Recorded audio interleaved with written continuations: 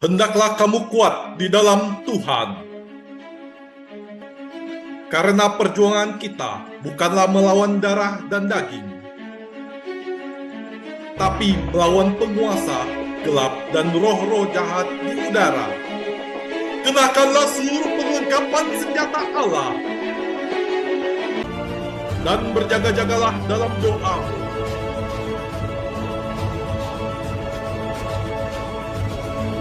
Legion of Jesus memberitakan kabar baik kepada semua orang. Shalom saudaraku, jumpa lagi dengan saya Fabien Seko dan channel Legion of Jesus memberitakan kabar baik bagi semua orang. Saudaraku, di hari novena yang kedua ini kita akan membahas yaitu apakah karunia takut akan Allah. Ada ketakutan yang baik dan juga ada ketakutan yang tidak baik. Ketakutan yang bersumber pada keduniaan atau penderitaan fisik di atas segalanya tidaklah baik. Ketakutan seperti ini adalah ketakutan kehilangan kenyamanan fisik dan juga kenikmatan dunia, melebihi ketakutan akan kehilangan iman. Saudaraku, jika seseorang menganggap iman dan gereja sebagai penghalang baginya, ia siap meninggalkan iman maupun gereja supaya kenyamanannya akan hal-hal duniawi dapat dipertahankan olehnya. Ketakutan seperti ini bukanlah ketakutan yang baik, saudaraku, sebab bahkan dapat membawanya kepada penderitaan di neraka.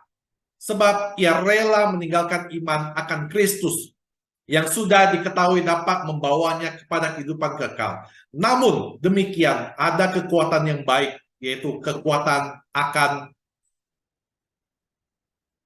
namun demikian ada ketakutan yang baik, yaitu takut akan Tuhan. Santa Teresia mengatakan bahwa Tuhan telah memberikan obat bagi manusia untuk menghindari dosa, yaitu takut akan Tuhan dan juga kasih. Saudaraku, takut akan Tuhan adalah takut akan hukuman Tuhan. Takut bahwa dirinya akan terpisah dari Tuhan untuk selamanya di neraka. Ketakutan seperti ini disebut servile fear. Ketakutan pada tahap ini membantu seseorang untuk membawanya kepada pertobatan awal. Namun, bukankah Rasul Yohanes mengatakan bahwa dalam kasih tidak ada ketakutan? Seperti yang dicatat di dalam 1 Yohanes 4 ayat 18. Di dalam kasih tidak ada ketakutan. Kasih yang sempurna melenyapkan ketakutan. Sebab ketakutan mengandung hukum, dan barang siapa takut, ia tidak sempurna di dalam kasih. Dengan bertumbuhnya iman, takut akan Tuhan akan merubah menjadi takut menyedihkan hati Tuhan yang didasarkan atas kasih. Inilah yang disebut takut karena kasih. Seperti anak yang takut menyedihkan hati bapaknya.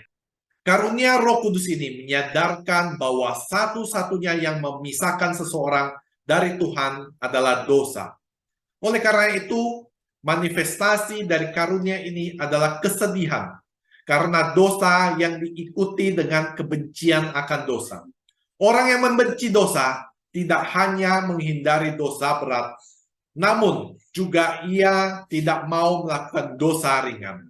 Ia akan lari dari peluang dan kondisi yang dapat membuat dia berbuat dosa. Ia akan sadar bahwa meskipun ia sudah berusaha menghindari dosa, ia kerap jatuh di dalam dosa, termasuk dengan dosa ringan. Dengan demikian, ia menjadi sadar akan dirinya yang tidak berarti apa-apa. Dan pada saat yang bersamaan, ia sadar bahwa Tuhan adalah segalanya. Saudaraku, sikap seperti inilah yang menuntunnya kepada kerendahan hati.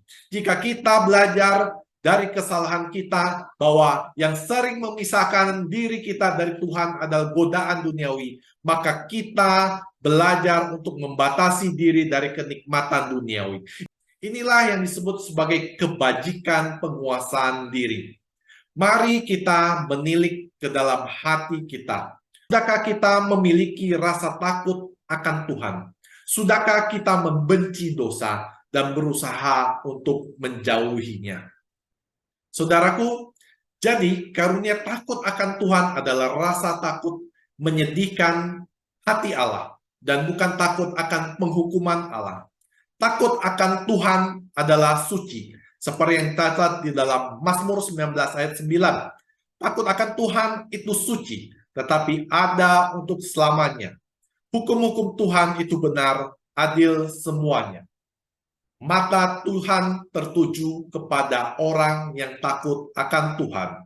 Seperti yang tercatat di dalam Mazmur 33 ayat 18. Dan Tuhan bergaul karib dengannya. Seperti yang tercatat di dalam Mazmur 25 ayat 14. Takut akan Tuhan menyebabkan seseorang tidak mau berbuat dosa, walaupun tidak ada yang melihat. Sebab ia menyadari bahwa mata Tuhan tertuju kepadanya. Ia menghindari hal yang dapat membuatnya jatuh ke dalam dosa, baik dosa ringan maupun dosa berat. Jika ia jatuh ke dalam dosa, ia akan menyesal dan akan membenci dosanya. Ini terungkap dalam doa tobat. Aku benci akan segala dosaku dan berjanji, dengan pertolongan rahmat-Mu hendak memperbaiki hidupku dan tidak akan berbuat dosa lagi. Saudaraku, demikian apa yang dapat saya sampaikan mengenai karunia Roh Kudus yang pertama, yaitu karunia takut akan Allah. Demikian saudaraku, semoga channel ini menambah pengetahuan Anda, menguatkan iman Anda. Anda boleh silakan subscribe, like, juga bagikan kepada banyak orang agar channel ini terus memberitakan kabar baik bagi semua orang. Akhir kata saya mengucapkan terima kasih. Tuhan Yesus memberkati Anda dan juga saya. Bye-bye. Sungguh besar kasih-Mu, Engkau selalu hadir dalam setiap langkah.